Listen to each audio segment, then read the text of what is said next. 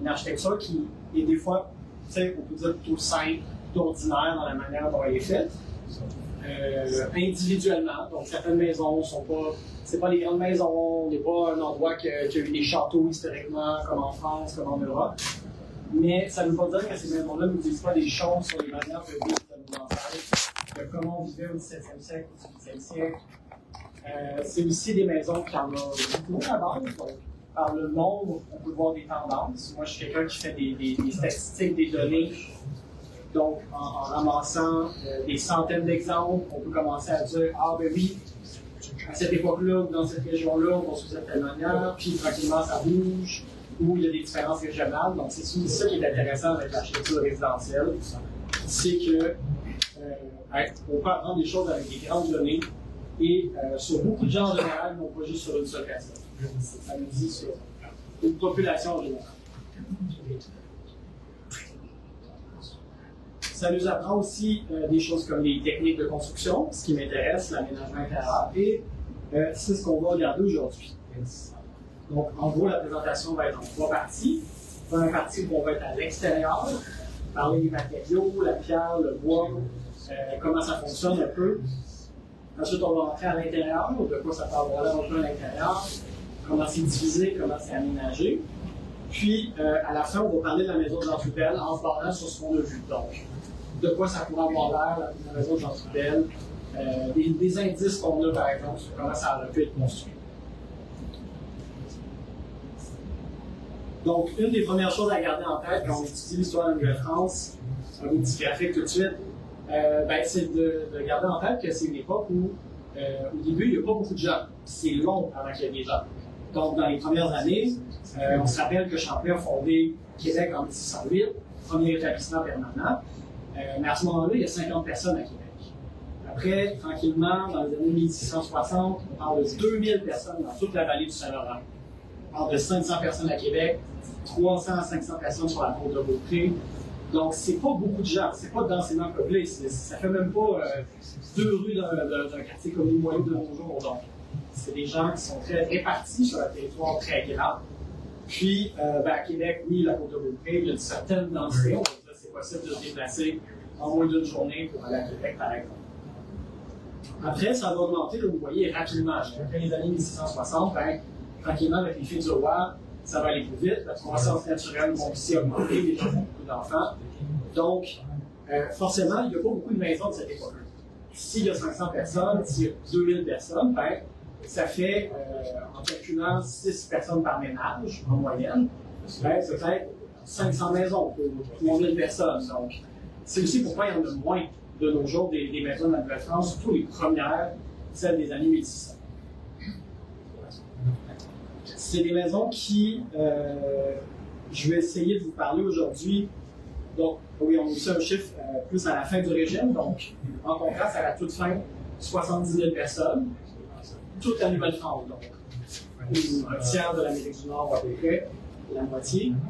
8 000 personnes à Québec, 5 000 personnes à Montréal et 12 000 maisons. On en a un peu plus, mais là aussi, c'est des maisons qui vont disparaître tranquillement avec le temps. J'estime qu'il en reste peut-être pas plus que 20% de nos jours des maisons dans la Nouvelle-France.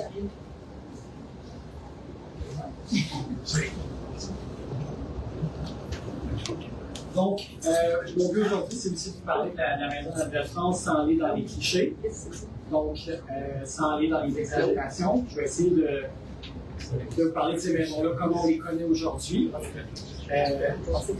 C'est des maisons qui ont commencé par être vues comme insignifiantes, pas intéressantes au début du 20e siècle, dans les années 1900. On trouvait que ça n'avait pas de valeur, on trouvait que c'était dur, on trouvait que c'était pas confortable. Puis on voulait construire moderne. Mais dès les années 1920, il y a des professeurs, certains auteurs qui commencent à s'intéresser à ces maisons-là. Ramsey Thackware et McGill, donc un anglophone, étonnamment, s'intéressent à ces maisons-là. Commencent à faire des dessins, des plans. Puis, tranquillement, des francophones comme Gérard Morissette commencent à s'intéresser aussi à la maison de Nouvelle-France. Et on commence à savoir un peu plus. Ça va aller jusque dans les années 70, que là, avec la montée du nationalisme québécois, ben, on s'intéresse plus à comment vivaient nos ancêtres, comment les gens étaient avant. On va avoir des publications comme l'Encyclopédie de la Maison québécoise, qui est peut-être un des best-sellers en termes d'histoire de l'architecture québécoise, que beaucoup de gens vont lire, beaucoup de gens vont regarder, et qui va amener des choses formidables, comme des gens qui achètent des maisons sur la côte de Beaupré, sur l'île d'Orléans, qui vont les rénover, qui vont les refaire à l'ancienne. Donc, ça va avoir quelque chose de positif. Mais en même temps, il manque encore certains morceaux. Des fois, on va exagérer un petit peu certaines choses. On va dire que les premiers colons sont arrivés et qu'ils se sont parfaitement adaptés. Il n'y a pas eu de problème. Tout de suite, après 50 ans, on avait des maisons adaptées au climat. Alors que, vous allez voir aujourd'hui, je vais vous dire, pas exactement. Donc, on va aussi dire qu'il y a une maison de type bretonne à Montréal, puis normande à Québec. Ça aussi, c'est pas exactement clair, mais c'est une époque qu'on ne sait pas encore. Donc, il faut plus de recherche. Donc, on va aller un peu explorer tout ça. Puis, pour un petit rappel, les gens de la Nouvelle-France, les colons, ils viennent d'où en France? Je pense que c'est important de garder en tête qu'ils viennent de ce que moi j'appelle la moitié nord-ouest de la France. Donc, une grosse diagonale, si on veut, vers le nord et l'ouest. Donc, la Bretagne, la Normandie, l'Île-de-France, l'Aunis, qui est une toute petite région près de La Rochelle, c'est vraiment les régions qui vont donner le plus de colons. Et le Perche, qui est une sous-région de la Normandie officiellement, dont vient Jean Trudel, et d'ailleurs beaucoup de grandes familles québécoises comme les Fontaines. C'est une petite région qui va donner beaucoup de grandes familles ici. Même ici, il y a beaucoup de gens qui partent en proportion comparé à d'autres régions. Puis, il faut garder en tête que le sud-est de la France, au contraire, il y a très peu de gens qui viennent de ce coin-là. Donc, on est vraiment plus sur les ports atlantiques, ce qui est logique. Les gens sont plus près des bateaux, sont plus près des grands ports atlantiques, c'est plus tentant, plus de bouche à oreille sur l'idée de partir.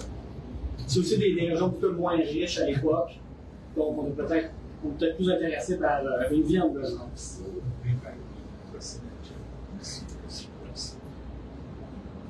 C'est aussi une population qui est urbaine, ça aussi c'est intéressant, qui vient à 40% des villes. Donc c'est des gens qui connaissent la ville plus que la campagne, parce qu'en France, 90% des gens vivent en campagne, alors que les gens qui arrivent en Nouvelle-France, c'est 40% des urbains, donc déjà 4 fois plus qu'en France.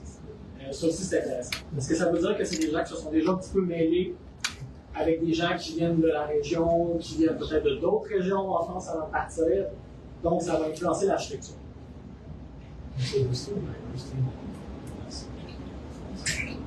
À quoi ça peut avoir l'air? Les 3 groupes régionaux de maisons en France, qui viennent la plupart des colons, ça ressemble essentiellement à ça. On va dire qu'il y a 3 types. Il y a la maison en pierre avec une certaine forme de toiture assez raide qu'on voit en Île-de-France, dans le centre-nord de la France, qui est assez typique, qui n'est pas la plus commune, mais qui en est une. En Normandie, spécifiquement en Haute-Normandie, il y a beaucoup ce qu'on appelle des maisons en pan de bois ou à colombage. Donc des maisons en bois avec la petite alternance, la petite maison sur les biscuits qu'on avait encore il y a quelques années. Donc la maison normande, typique avec une toiture de chaume, donc de paille, c'est quelque chose qui se retrouve, mais pas partout. Puis dans le sud-ouest, donc dans l'Aunis, dans le coin de La Rochelle, c'est des maisons là aussi en pierre, mais avec un climat plus doux. Vous remarquez que les toitures de tente sont plus basses parce qu'il n'y a pas vraiment de neige, il pleut un peu moins, donc c'est moins nécessaire aussi de se protéger de ces choses-là. Donc quand les colons vont arriver ici, même s'ils viennent de 3 régions, on va dire architecturales différentes, ils vont avoir la sagesse d'adapter certaines choses. Donc ils vont comprendre que des toitures basses, c'est pas la meilleure chose pour le climat québécois canadien. Avec la neige, ça serait compliqué. Donc, on va faire un mélange, vous allez voir, un peu des deux en haut. On va essayer des choses. Donc, on va essayer en premier lieu une architecture en pan de bois, donc celle que vous voyez à gauche, aussi appelée colombage. En quoi ça consiste? Pour un rappel, c'est très simple, c'est des montants, des colombages de bois, avec un espace dans lequel un espace qu'on appelle le ourdi, dans lequel on remplit toutes sortes de choses. En général, ça peut être du torchis, donc un mélange de paille, de glaise, l'autre de terre, et qu'on met sur des morceaux de bois tressés, de roseaux tressés. Ça fait des grosses mottes qui durcissent, qui sèchent, qui devient un mur un peu plus résistant avec le temps. Sinon, ça peut être de la pierre, du colombage pierroté. Donc, on met des petits cailloux, on met beaucoup de mortier. Puis, là aussi, ça fait une structure. Ou briqueté. Donc, dans certaines régions de France, on met de la brique.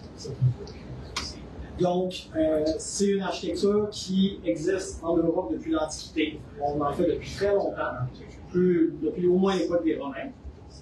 Mais celle qu'on voit quand on se promène, quand on voyage en Europe, quand on voit les films, dans le nord, l'est de la France, en Allemagne, il y en a beaucoup, dans le sud de l'Angleterre, il y en a beaucoup. C'est beaucoup des maisons qui viennent du 14e au 16e siècle. Donc, même si on imagine dans notre tête associé au Moyen-Âge, c'est plutôt la toute fin du Moyen-Âge puis le début de la Renaissance. C'est des maisons moins anciennes, très anciennes, on est d'accord à l'échelle québécoise, mais c'est des maisons relativement récentes pour l'Europe. Ces maisons-là, ce que ça veut dire, c'est qu'avant, il y en avait moins, puis c'est vraiment à cette époque-là qu'il y en a beaucoup. Donc, c'est aussi des maisons qui deviennent tellement populaires, parce que facile, vous allez voir, on va en parler, facile à construire, économique, vous en doutez, que ça va devenir dangereux en ville. Donc, dans des villes comme Paris, dès 1607, on interdit la construction en bois. Parce qu'il y a trop de densité, il y a trop de monde, il y a trop de bois de chauffage, de cheminées, de chandelles. Et quand un incendie se propage, je vous parlerai qu'assez rapidement, ça peut passer d'une maison à l'autre. Parce qu'on est bois sur bois, on a des pignons, on est avancé sur la rue des fois, donc le feu peut sauter d'une maison à l'autre de côté de la rue, littéralement. Donc, ça devient dangereux. Mais quand les colons arrivent ici, c'est encore une manière normale de construire. Ça commence à être interdit dans les grandes villes, mais c'est encore assez commun en France. Et pas juste en Normandie. Donc, l'explication, jusqu'à maintenant, ça va? Vous n'êtes pas trop perdu dans le technique? Non? Parfait. N'hésitez pas. Donc, pourquoi construire justement en bois? Je me suis posé la question, pourquoi cette technique-là en premier? Ben, oui, premièrement, ben, c'est une manière de construire qui est traditionnelle dans la région d'origine de certains colons, la Normandie, mais rapidement, il y a des gens qui ne viennent pas de là. Donc, a priori, qui ne construisent pas de cette manière-là. Donc, la deuxième raison, c'est que c'est flexible, justement. C'est économique. C'est à l'époque, quand on allait dans un territoire qu'on ne connaît pas. On ne connaît pas les ressources naturelles. C'est facile à établir. Donc, on arrive ici, on voit qu'il y a beaucoup de bois, beaucoup de forêts, évidemment, plus qu'en France à l'époque. Donc, c'est facile d'utiliser de la terre qui traîne, des cailloux qui traînent, qu'on a accès assez facilement sans devoir gratter trop profondément la terre pour commencer à monter des murs. C'est aussi rapide. Les gens peuvent faire ça eux-mêmes. Peut-être qu'ils ont besoin d'aide des fois d'un charpentier pour les grands pans de murs quand c'est temps d'élever. Mais la plupart des gens peuvent se construire eux-mêmes. Donc, c'est économique, flexible, rapide, efficace. À l'inverse, si on construisait en pierre tout de suite en arrivant, ben, il faut connaître les pierres. C'est pas n'importe quelle pierre qui est bonne à faire un mur. Une fois qu'elle est montée, cette pierre-là, est-ce qu'elle colle bien avec le mortier? Est-ce qu'elle résiste bien au gel ou dégel? C'est des choses qu'on peut savoir avec le temps, ça fait 5 ans, 10 ans. Donc, il faut tout un système d'infrastructure, de carrières, de transporteurs de pierres. Il faut des maçons, parce que c'est difficile à construire soi-même une maison entièrement en pierre. En général, il faut l'aide de quelques maçons. Oui, la cheminée, les murs de fondation, on peut faire ça, mais les grands pans de murs qui tiennent longtemps, solides, qui valent l'effort qu'on a investi, parce que la pierre, ça coûte cher, ben, c'est difficile, c'est rare à trouver au début. Donc, en conclusion, c'est pour ça qu'on construit en pan de bois en premier et non pas en pierre.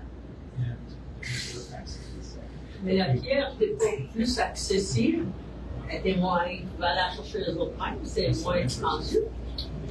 Oui, mais. Ils n'avaient pas beaucoup d'argent non plus dans ce temps-là. Oui, mais en général, c'est rare que toutes les pierres ont des affleurements, donc qui sont faciles d'accès. En général, il faut creuser une dizaine de pieds, vingtaine de pieds avant de trouver de la bonne roche qui commence à être. C'est rarement celle qu'on trouve sur le point. À Québec, il y a une falaise, il y a l'accès à une certaine pierre, mais c'est pas la pierre d'une plus grande qualité. Donc, oui, mais je pense que c'est surtout dans l'idée de la montée. Puis surtout l'idée d'avoir les compétences pour faire ces murs-là. Parce qu'une composante importante de la construction de pierre, c'est le mortier. Le mortier, ça ne s'invente pas. Il faut avoir une pierre calcaire qui permet de produire de la chaux. Ensuite, il faut avoir des fourneaux pour réduire en poudre cette pierre-là. Pour faire la chaux, ensuite on mélange au mortier.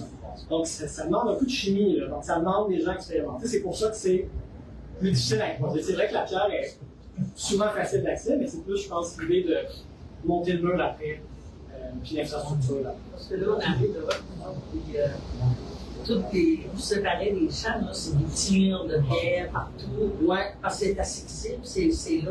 Ouais, ça, c'est des murs en pierre sèche. Ça, c'est plus facile parce que ça ne demande pas de mortier en général. De nos jours, il y en a, là, parce qu'on a fait acheter ça à la quincaillerie.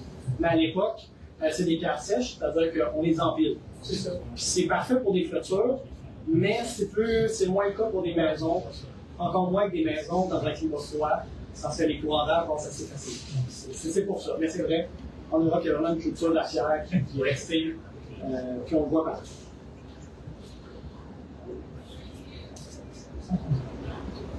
Donc, les premières maisons, comme je vous dis, sont en pan de bois. Ça ressemble un peu à des maisons comme ça. Ça, c'est les gros dessins très simples, publiés pour la ville de Québec. Donc, moi, dans mon travail de tête, je me base sur les contrats de construction, les marchés de construction de l'époque. Puis, ces marchés-là disent les dimensions, les matériaux, le nombre de fenêtres, et je parle quelques dessins, mais ça peut vous donner une idée d'à quoi ça ressemble les maisons. C'est des maisons très simples. Il n'y a pas trop non plus de détails de jeux de pièces de bois comme on voyait dans les photos précédentes. Parce que déjà au XVIIe siècle, ça devient plus sobre. On trouve ça un petit peu moins intéressant de jouer avec les pièces de bois comme on voyait en Europe. Donc, on préfère des murs plus droits, plus réguliers. Si la technique des pans de bois est facile à mettre en œuvre, comme je disais, économique, elle a un gros défaut. En fait, elle résiste mal au climat, à l'hiver canadien, québécois. Avec le gel-dégel, c'est des murs qui sont assez légers, donc 6 à 7 pouces à peu près d'épaisseur maximum. C'est pas grand-chose comparé à un mur actuel qu'on a. Parce qu'il y a seulement l'épaisseur du morceau de bois ou du ordi, avec une couche d'enduit à l'intérieur pour sceller contre le courant d'air. Donc, assez rapidement, le froid pénètre. Donc, c'est des maisons qui sont dures à chauffer, mais surtout, avec le mouvement du sol, le gel-dégel, ben, c'est des maisons qui, comme la maison de la montagne à droite, c'est un exemple, un des rares qui réserve de nos jours, ont tendance à s'écarter, à se déceler. Donc, les jonctions, toutes les petites jonctions, vont s'ouvrir, les courants d'air vont rentrer, ce qui fait que ces maisons-là ne vont pas résister longtemps en réalité. Cette première génération de maisons-là, elle est peut-être pratique, facile à mettre en œuvre, mais elle ne va pas durer très longtemps. Donc, l'exception, c'est vraiment des maisons comme la maison de la montagne, qui est une des dernières construites de cette manière-là, en 1745, parce qu'en général, c'est des maisons qui ne vont même pas résister 50 ans. Donc, peut-être celles bien construites ont eu la chance d'être protégées par leurs habitants. Heureusement pour les colons, ils vont avoir une deuxième technique en bois qui s'appelle, qu'on regroupe essentiellement sous le nom de maison pièce sur pièce. C'est un mot qu'on a déjà entendu peut-être encore jusqu'à récemment parce que même les appartements, les maisons modernes, les premiers bungalows au Québec ont été construits en pièce sur pièce. C'est tout simplement de dire que c'est un empilage de madriers. Au lieu d'aller vertical, on va y aller horizontal. Donc on monte les morceaux de bois, un peu comme les chalands rondins. C'est un peu le même principe qu'on voit encore. Puis, c'est une technique qui est encore plus facile à faire et qui, quand les murs, les assemblages sont bien faits, va mieux résister au gel-dégel parce que le bâtiment va travailler, mais ne va pas vouloir s'écarter. La gravité fait que les madriers les uns sur les autres vont moins travailler. Évidemment, tout finit par vieillir, mais vont être plus stable. Un exemple, c'est une des plus anciennes que j'ai trouvées à Baie-Saint-Paul, qui date de 1721. C'est une maison qui a été convertie en étable parce qu'il y a une plus grande maison qui a été construite à côté. Puis, on voit qu'elle a travaillé, mais sans entretien, sans fondation solide, sans protection, avec du vinyle, du bardeau ou quoi que ce soit, c'est quand même assez exceptionnel qu'elle est quand même aussi bien résistée.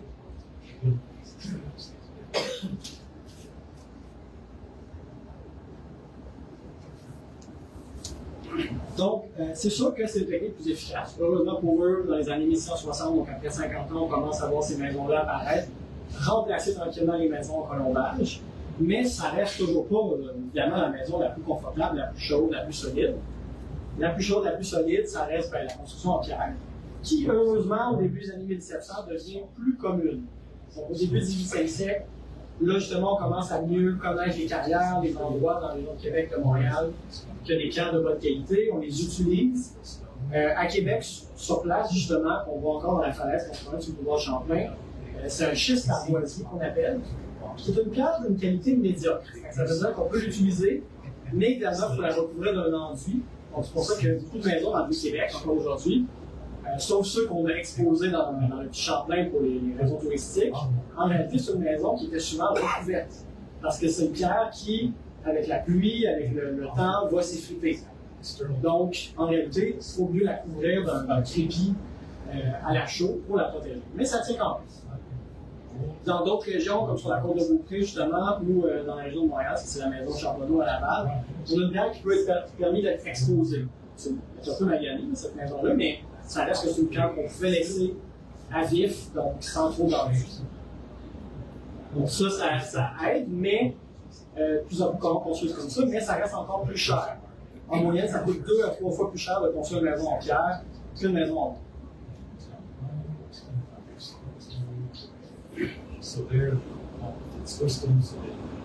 On ne construit pas non plus nécessairement de la même manière en ville et en campagne. Au début, il faut garder en tête que la plupart des maisons sont assez petites. Donc, moi, j'ai souvent un plus ou moins carré, vers 16 par 20 pieds. Et souvent, quand on va agrandir sur le côté. Donc, on va agrandir pas en avant, pas en arrière, mais sur le côté, comme on voit la maison de Claire à l'île d'Orléans à gauche. Donc, le premier bloc ici, c'est la première maison construite dans une première étape. Puis, quand on va agrandir, ça va être sur le côté.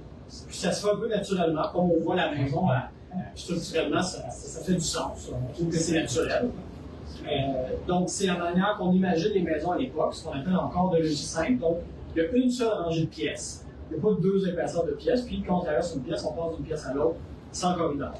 Donc, c'est comme ça qu'on imagine qu'on agrandit les maisons. Ils finissent par être agrandis 2 ou 3 fois sur le côté. En ville, on n'a pas toujours le luxe de pouvoir agrandir en largeur, forcément, parce que les terrains sont plus étroits. Même à Québec, à l'époque, assez rapidement. Donc, on va construire en hauteur. Donc, souvent, on a un 2e étage. Dans le Vieux-Québec, dans le petit Champlain, 3 étages, 4 étages. Donc, assez rapidement, on monte pour gagner de la place, bien sûr. Mais ce que ça veut dire, c'est que ça va devenir, l'idée d'un 2e étage va devenir associée à vivre en ville. Parce qu'en campagne, on n'a pas besoin d'aller dans le 2e étage. Tu sais, on est une époque qui a de la place, on agrandit sur la longueur. Pourquoi on aurait un 2e étage? C'est pas quelque chose qui est dans la tête des gens à l'époque.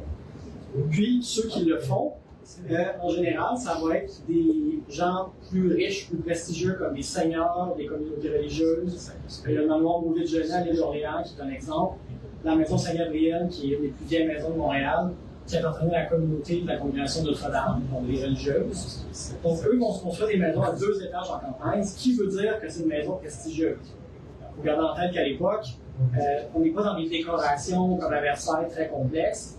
Quand on veut montrer son pouvoir avec des choses assez simples, dans un contexte colonial, c'est avec des maisons à 2 étages.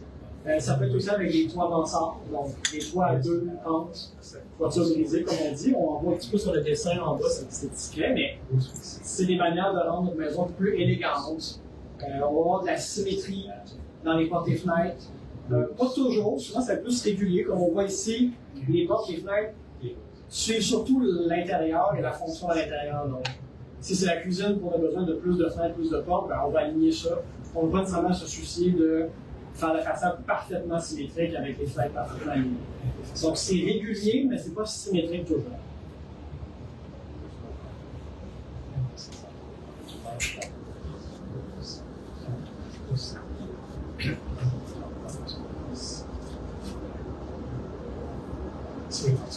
Tranquillement aussi, vous voyez en bas, les maisons en ville commencent à être plus collées. Donc, on a des murs mitoyens. Donc, entre 2 maisons, des murs pignons. Mais ça veut aussi dire que le risque d'incendie augmente. Parce qu'encore une fois, au début, c'est surtout des maisons en bois. Tranquillement, des maisons en pierre, mais pas beaucoup. Et il y a une série d'incendies.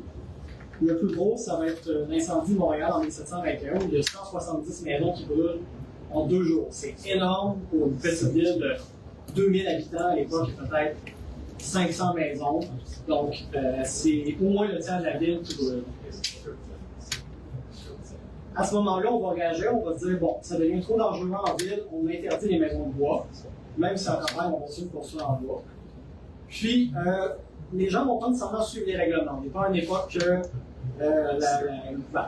est-ce qu'on le fait vraiment aujourd'hui toujours, mais l'obéissance à la loi est secondaire, on va dire, à certains moments. Puis les gens plus pauvres, eux, n'ont pas les moyens de vivre en ville et construire en pierre. Donc, vont s'éloigner dans les faubourgs de Québec tout de suite. Le faubourg Saint-Roch va être créé.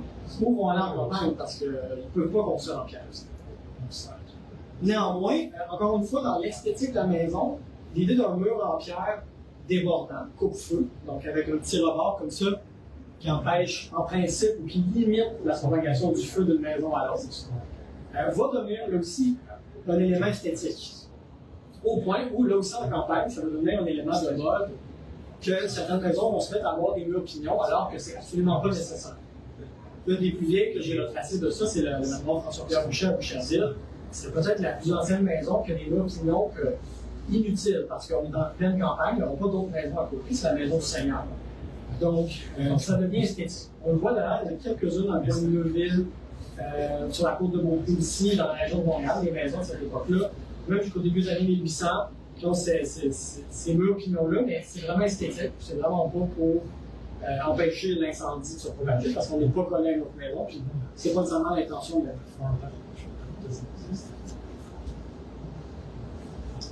À partir de ces années-là, on va aussi avoir un petit peu plus de décoration, plus discret, donc on va souligner certains éléments. La maison extérieure à Québec, c'est un bon exemple. Les marchands un peu plus en moyen vont se permettre des petites couleurs de pierre qui soulignent les étages, qui soulignent les coins. Donc, on a certains. Donc, on a un cordon ici qu'on appelle une bande qui vient souligner les séparations. Donc, c'est des petits débuts d'ornement très discrets. T'sais, on parle de gens ordinaires. On ne parle pas évidemment de l'intendant ou du gouverneur qui ont des maisons plus en moyen. Mais l'habitant ordinaire se permet des petits détails. On peut se permettre aussi des portails comme ça, un peu décorés avec une corniche. Ici, évidemment, c'est un peu exceptionnel parce que la stèle, c'est la stèle du chien d'or. Donc, c'est une ancienne maison avec toute une légende qui est associée à cette espèce de petite histoire-là, puis du chien. Mais en général, on peut se permettre des petites corniches, quelque chose de peu plus décoré. Et on se met aussi à construire, à voir la maison différemment. On fait des maisons plus larges. Donc, ça vient d'abord évidemment de la ville, parce que quand on peut construire en hauteur ni en largeur, on construit en profondeur. Et on se permet d'avoir une deuxième rangée de pièces derrière, qui, cette fois-ci, regarde sur la cour, alors que les pièces en avant regardent sur la rue. On voit un peu sur le plan. Par contre, à ce moment-là, structurellement, ce que ça veut dire, c'est que il faut qu'il y ait un support au milieu, parce que la maison peut s'effondrer. Donc, pour reprendre les poutres, on va avoir ce qu'on appelle un mur de refend, qui va aider à la maison à se tenir dans l'aménagement, dans le Avant qu'on passe à l'intérieur pour la deuxième partie, est-ce que ça va? Pour la structure, oui?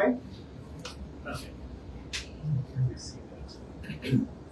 Donc, au tout début, les maisons du 7e siècle, dans les années 1600, ce pas des maisons très complexes à l'intérieur. Souvent, je vous parlais de la petite maison de 16 par 20 pieds. Souvent, c'est une seule pièce, en fait, dans laquelle on fait tout. On cuisine, on fait des travaux domestiques, on dort, on fait des travaux si on a un atelier, si on a un travail manuel. Donc, tout le monde fait tout dans la journée dans une grande pièce. Ça requiert de l'organisation. Il ne faut pas penser que c'est des gens qui sont improvisés parce qu'ils ont une seule pièce, c'est nécessairement le bordel. Tout est minutieusement arrangé sur les côtés selon les besoins de la journée. Donc, les lits, les paillasses, ces jeunes enfants vont être rangés sur les côtés. La table peut être démontée si nécessaire, mais en général, elle reste là. Puis, on sort le nombre de bancs, on sort les objets qu'on a besoin. Mais c'est aussi des gens qui ont très peu d'objets. Hein. Quand on fait les inventaires à l'époque, au 17e, 18e siècle, des gens qui possèdent quelques vêtements, qui possèdent un coffre, un trousseau, en général aucun livre, quelques images religieuses, des chandelles, rarement un miroir. Donc, il n'y a pas beaucoup de choses non plus à ranger. Donc, c'est des intérêts assez simples. Mais ça, c'est au plus début.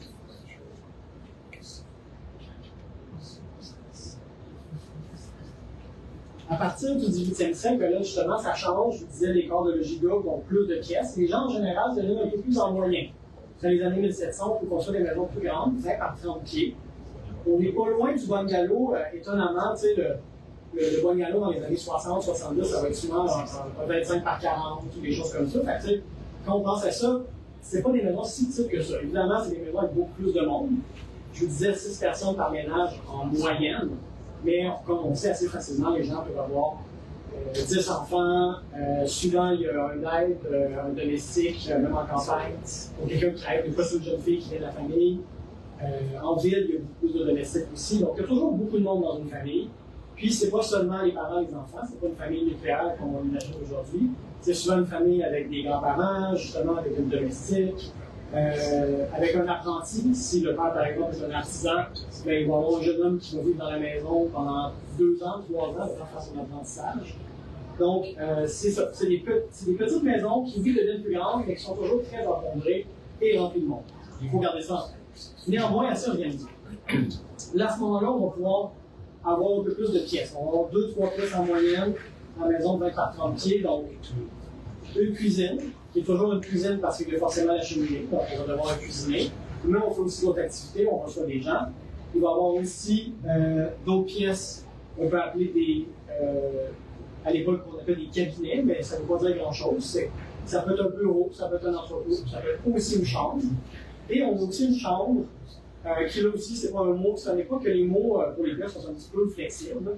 Quand on dit chambre, c'est en général, il y a un lit, mais on ne fait pas juste dormir. Donc là aussi, il peut y avoir différentes activités qui ont lieu, selon ce qui est nécessaire, selon l'endroit qu'on a dans la maison. Les gens qui ont un peu plus en moyen vont avoir bien sûr des lits en baldaquin, comme on voit ici. Ça, c'est des photos que j'ai prises à Louisbourg, donc c'est vraiment une belle reconstruction aussi de l'époque, du 18e siècle, en Nouvelle-Écosse. Puis, il faut garder en tête que les rideaux dans les lits à baldaquin, c'est pas tant pour l'intimité que pour se protéger du froid. Parce qu'il fait froid, forcément. Donc, c'est surtout pour couper les courants d'air d'hiver. Puis, on va même expérimenter au début de la colonie des lits placards. Donc, les gens vont essayer de dormir dans des placards en étant couchés, semi-assis. Mais c'est pas très confortable, donc assez rapidement, on va essayer de trouver un peu de frein.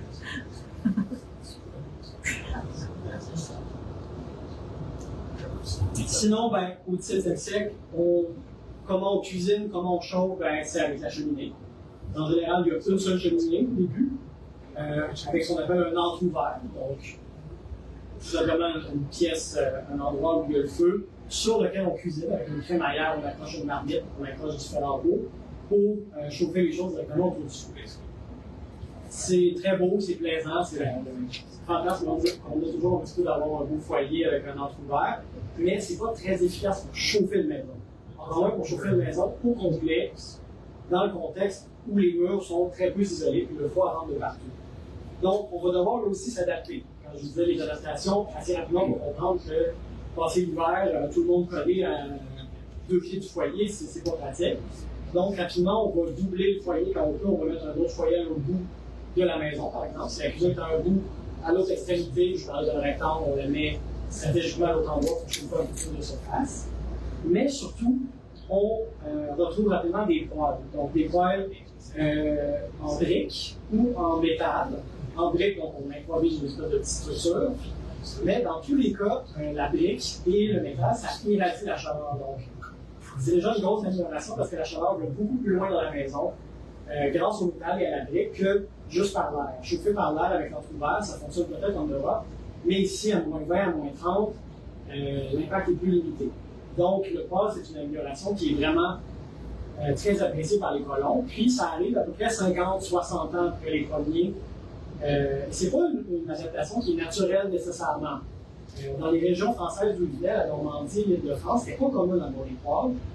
On suppose que ça vient peut-être de régions comme l'Alsace, la Lorraine, des endroits avec la culture germanique, c'est tout commun d'avoir des poêles. Donc, ça aurait été transmis par quelques colons ou par le bouche-oreille de quelques personnes qui pratiquent comme des domiciliés. C'est un peu comme le pièce sur pièce d'ailleurs à l'époque. Ça ne vient pas non plus des régions d'origine des colons. Donc, on voit que les idées voyagent quand même à travers les régions.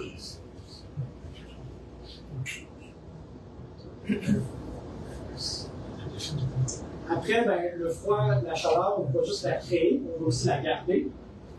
Donc, on va se rendre compte assez rapidement, sans avoir l'expertise d'aujourd'hui, que l'endroit dans lequel on parle le plus de chaleur, ben, c'est les ouvertures, c'est les portes, c'est les fenêtres. Forcément, c'est là qu'on sent les courants d'air en général. Donc, assez rapidement, on va se rendre compte que notre stratégie, c'est de doubler les fenêtres. Faire une double fenêtre avec une fenêtre dormante, ce qu'on appelle, qui est fixe, puis une fenêtre qu'on peut enlever, par exemple, l'été, quand c'est pas nécessaire. Des châssis d'eau. Des châssis d'eau, exactement. Donc, comme jusque dans les années 60-70, c'est quelque chose que les gens connaissaient bien au Québec, avant l'invention des fenêtres thermales, dans le fond. C'est quelque chose qui est resté très longtemps. Donc, ça, c'est quelque chose qui est très rapide, on comprend assez rapidement. Dans les années 1640, 50, on comprend. Par contre, ce n'est pas des fenêtres en verre au début. Le verre, ça coûte très cher parce que c'est produit uniquement en France. Puis, ça se produit avec une infrastructure industrielle de hauts fourneaux, de faire cuire le sable à très haute température pour créer du verre. C'est pas quelque chose qu'on va faire en Nouvelle-France. C'est pas quelque chose qu'on va faire en Nouvelle-France même jusqu'à la fin du régime. Donc, la plupart des gens ont des fenêtres en papier. C'est un papier qui est huilé, un papier qui est protégé avec un petit scellant. Puis, il y a pas beaucoup de représentations de ces fenêtres-là, parce qu'évidemment, ça fait longtemps que ça a disparu, mais il y en a certaines, comme dans une peinture italienne ici du 16e siècle. Les gens ne sont pas à l'échelle, mais imaginez une fenêtre de 3 par 4 pieds, en 4 carreaux, avec du papier qui est suspendu avec un espèce de petit fil en X qui tient en place. Puis, qu'est-ce que ça veut dire? Ça veut dire que ce n'est pas des fenêtres transparentes. C'est des fenêtres dans lesquelles la lumière passe, mais dans lesquelles on ne peut pas voir à travers. Pour ça, il faut ouvrir la fenêtre. Ce que ça veut dire, c'est qu'à l'intérieur, c'est très sombre. Donc, quand on n'ouvre pas les fenêtres, quand c'est pas l'été, par exemple, l'hiver, quand on s'éclaire à la chandelle, c'est extrêmement sombre. Il faut imaginer, vraiment, là, surtout dans les années 1600, les maisons très peu éclairées, on n'abuse pas de l'éclairage. Et oui, on s'active de jour, on s'active dehors si on peut, pour faire des activités quand c'est pas trop froid. L'été, c'est facile, l'hiver, c'est plus difficile. Puis, c'est vraiment dans les années 1700 que les gens vont commencer à avoir des fenêtres en verre, mais très tranquillement, parce que ça coûte encore cher. Puis, c'est des petits carreaux. Donc, souvent, c'est des fenêtres qu'on appelle à 24 carreaux, qu'on voit encore dans certaines maisons de la Nouvelle-France. Ça, c'est les maisons les plus anciennes, parce que les carreaux sont très petits. On les fait petits pour pas qu'ils se brisent pendant le voyage en bateau. Parce que si on commande des grands carreaux, ça se fait, mais il y a plus de risques que ça brise. D'ailleurs, même en étant posé, c'est plus résistant avec le temps et les poissons. Pour les portes aussi, on comprend assez rapidement qu'il y a des courants d'air, donc on va faire ce qu'on appelle des tambours. Donc, on va faire un sas avec une deuxième porte. À l'époque, c'est souvent une structure en bois qui est temporaire à l'extérieur. On peut enlever là aussi l'été. Puis, là aussi, c'est pas quelque chose qui a disparu. Dans l'architecture commerciale, on s'en rend pas compte, mais il y a encore des sas avec des doubles portes, c'est obligatoire. C'est juste que cette fois-ci, c'est intégré au bâtiment. Donc, on passe en général 2 séries de portes dans la plupart des bâtiments institutionnels. Donc, là aussi, c'est quelque chose qu'on peut montrer assez rapidement.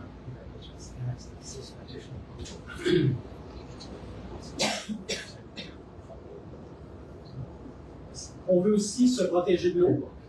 Donc, c'est quelque chose qui est un stress important. Donc, la toiture, pour revenir rapidement à l'extérieur, en général, au début, on expérimente des choses comme la feuille, la chaude, je disais, mais pas vraiment pour les maisons parce que c'est pas très bon avec la neige.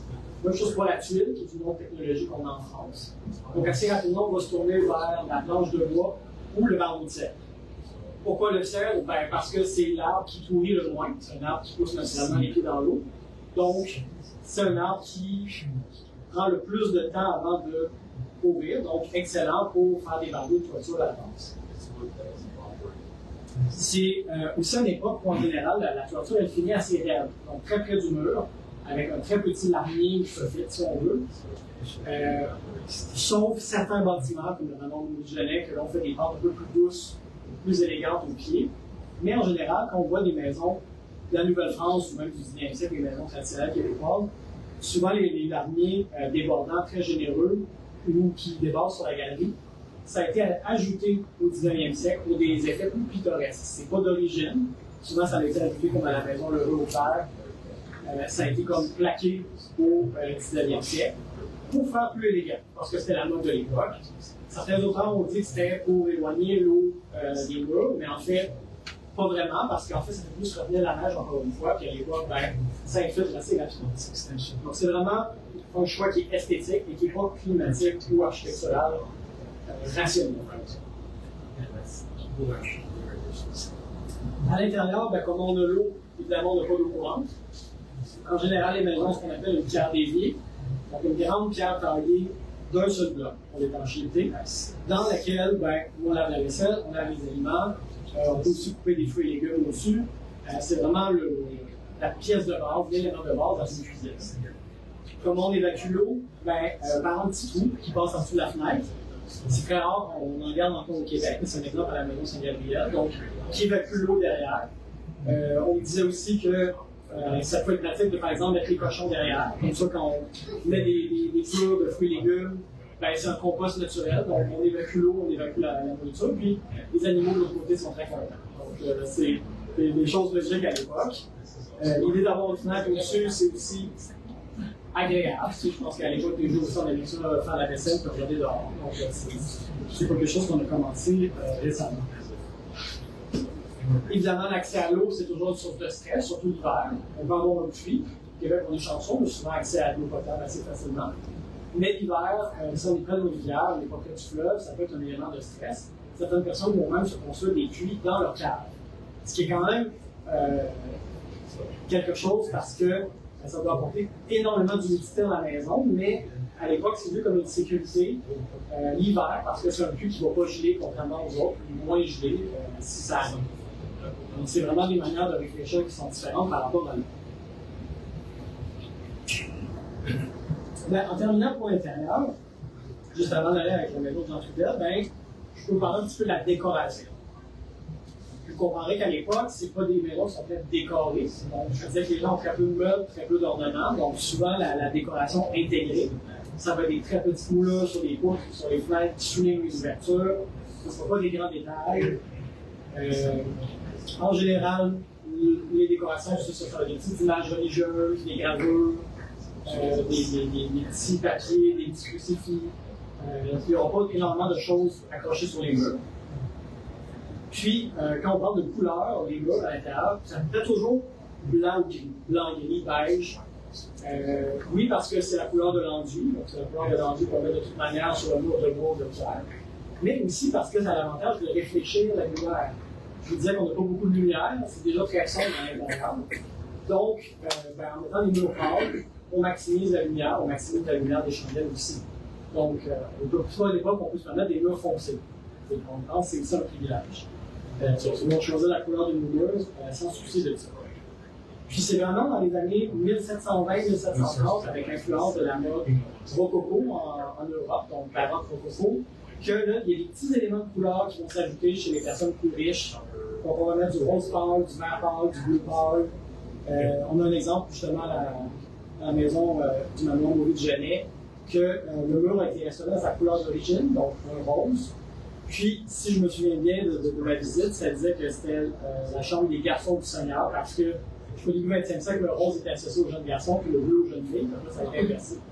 Donc, c'est des codes comme ça que des fois, on oublie qu'ils n'ont pas toujours été les mêmes. Donc, on se remet, comme vous voyez, des petites touches de couleur un peu plus discrètes, mais toujours assez subtiles. À l'extérieur, des fois, on va souligner les cadrages de rouge sans bœuf, qui, contrairement à ce que le nom laisse entendre, sans bœuf, sont en fait du sang de cochon. Je me souviens bien. Donc, un peu plus discret. Maintenant, si on passe donc à la maison de Jean Trudel, avec ce qu'on a vu un peu, je vais vous partager mes hypothèses. Je n'ai pas fait de grandes reconstitutions complexes, mais je pense qu'on peut avoir des indices. Donc, j'ai utilisé ce qu'on m'a partagé. Je suis allé voir moi-même, confirmer avec les Archives nationales si j'avais plus d'informations. De nos jours en ligne, ça se fait assez bien. Puis, là, vous connaissez évidemment l'histoire de Jean Trudel mieux que moi, donc je ne vais pas corriger si j'ai des grosses erreurs, mais en gros, si je me souviens bien, il naît vers 1629 à Parfondal dans le Perche, Jean Trudel. En 1655, il se marie, donc on suppose qu'il arrive cette année-là ou l'année avant en Nouvelle-France. Il se marie avec Marguerite Thomas. Puis, en 1657, Jean-Baptiste de Regardant de Repentigny, lui, concède sa terre à l'Ange Gardien. Donc, une terre de 2 arpents, 2 tiers par un lieu. En 1664, on sait qu'il y a une maison de consulte parce que Monseigneur de Laval fait faire une première messe, puis il y a 22 personnes qui sont présentes. Ensuite, 1695, il y a une vente à son fils, contre Magnon, Jean Trudel. Puis, on parle à ce moment-là d'une maison consistant en 2 chambres de métier, cave et grenier, une grange d'un étage. On n'a pas d'autres indices sur la forme des matériaux de la maison, mais on sait qu'elle a 2 pièces. Un niveau aussi. Finalement, c'est en 1790, 137 ans, 134 ans après, qu'on a un indice sur les dimensions de la maison dans un inventaire qui nous parle d'une maison en pierre, à un étage encore une fois, et qui fait 20 par 50.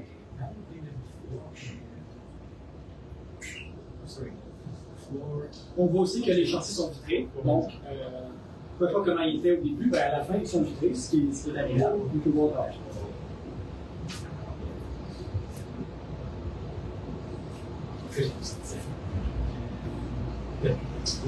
Donc, moi, par rapport à ça, en basant sur les tendances de l'époque, ce que j'ai ramassé, on va en discuter évidemment, mais je me suis mis à réfléchir sur comment les colons en général font leur avancée quand ils achètent une terre, quand ils s'établissent.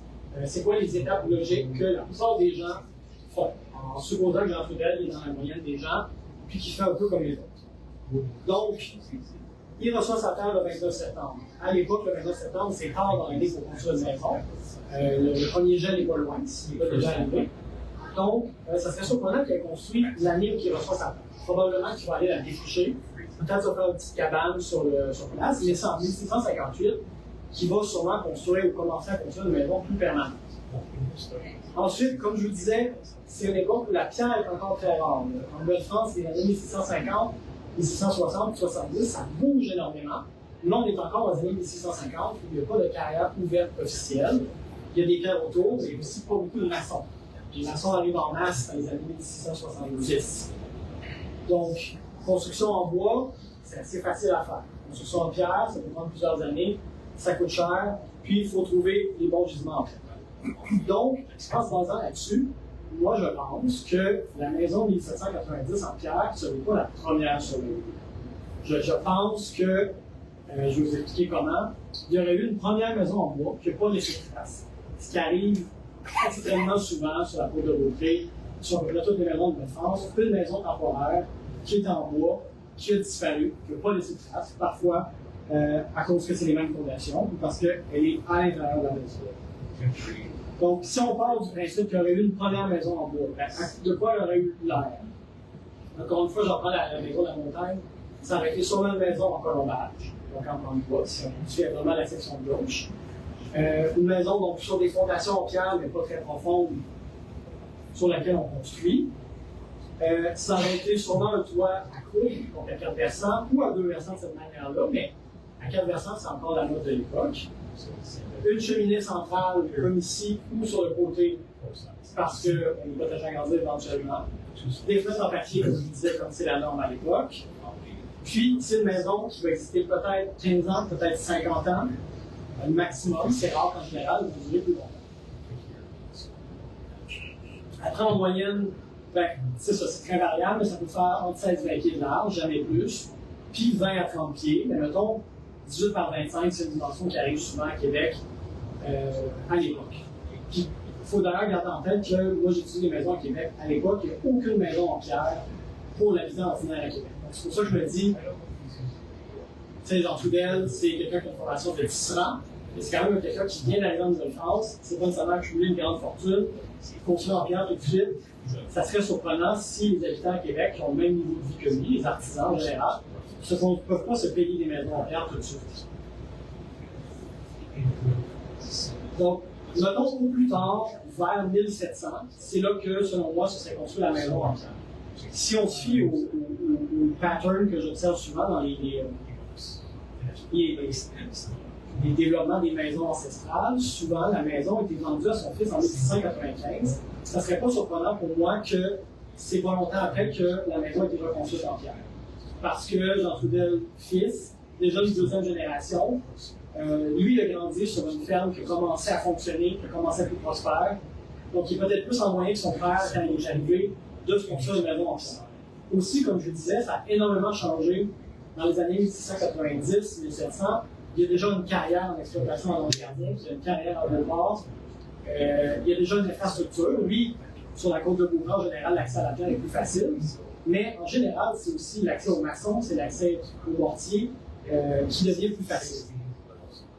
C'est une maison qui, selon moi, est déjà un peu plus large, mais pas nécessairement le 20 pieds par 50 pieds qu'on voit en 1790. Selon moi, comme c'est un pattern qu'on observe avec les deux maisons les plus proches du site de l'ancienne maison Trudel, le manoir de Charleville juste en haut de la côte, puis la maison La Berge à l'Ange-Gardien. Ben, c'est deux maisons du 17e siècle, à peu près de la même époque. Oui? Juste faire une petite parenthèse. Ouais. Le manoir de Charleville, quand on va lire sur le manoir, on voit que Jean Trudel, avec un autre de ses fils, Nicolas, ont loué ce bâtisse-là et Nicolas l'a acheté. Donc, Nicolas Trudel, fils de Jean.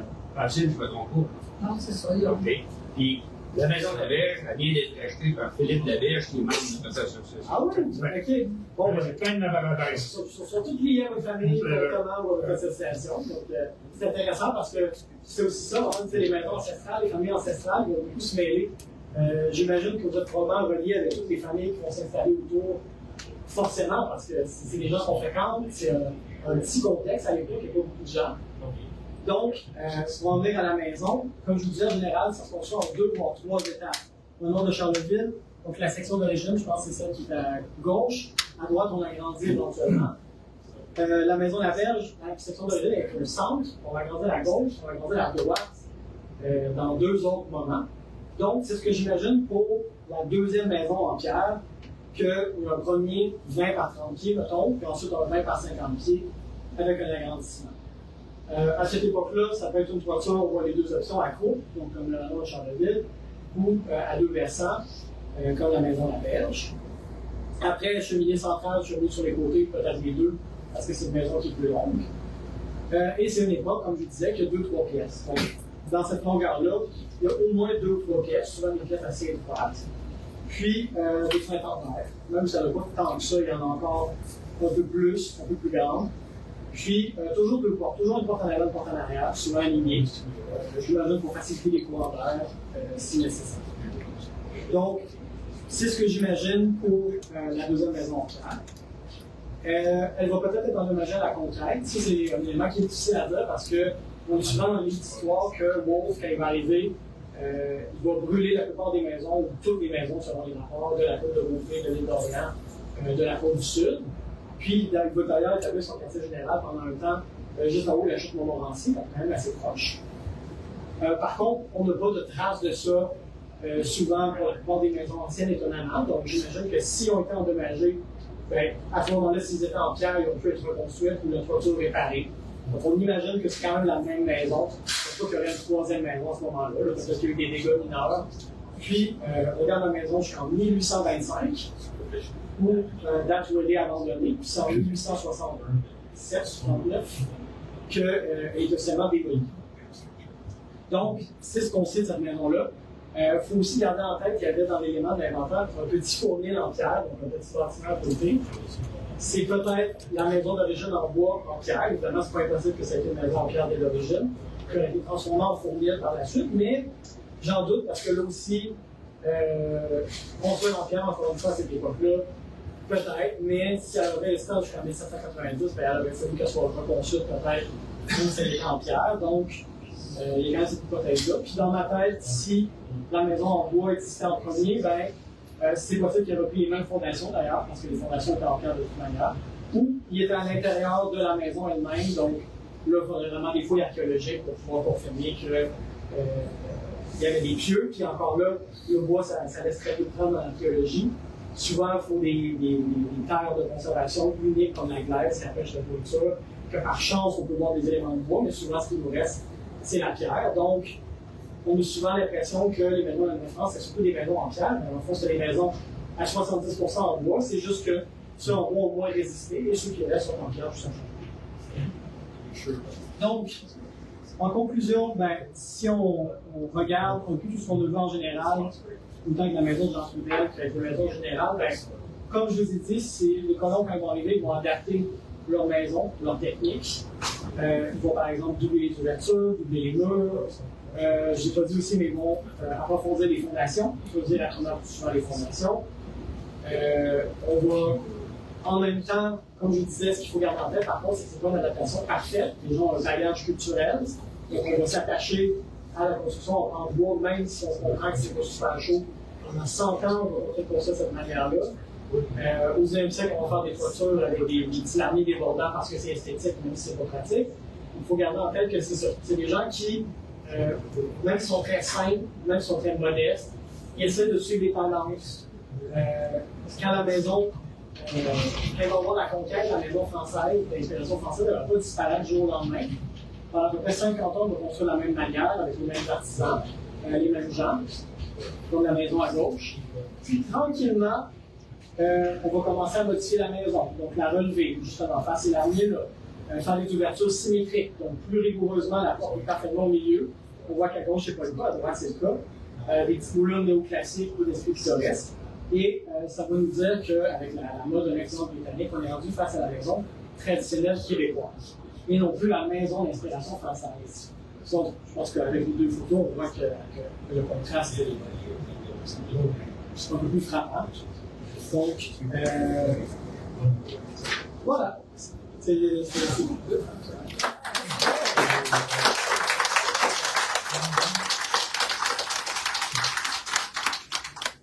Merci beaucoup, Frédéric. Je dois souligner, il m'avait dit je vais essayer d'adapter un petit peu pour Jean Trudel.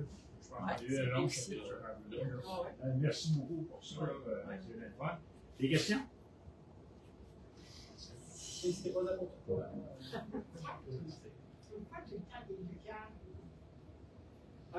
à la base, pour la ventilation. Les premières maisons en campagne, je pense qu'on le voit un peu, vous montrer, on descend un peu des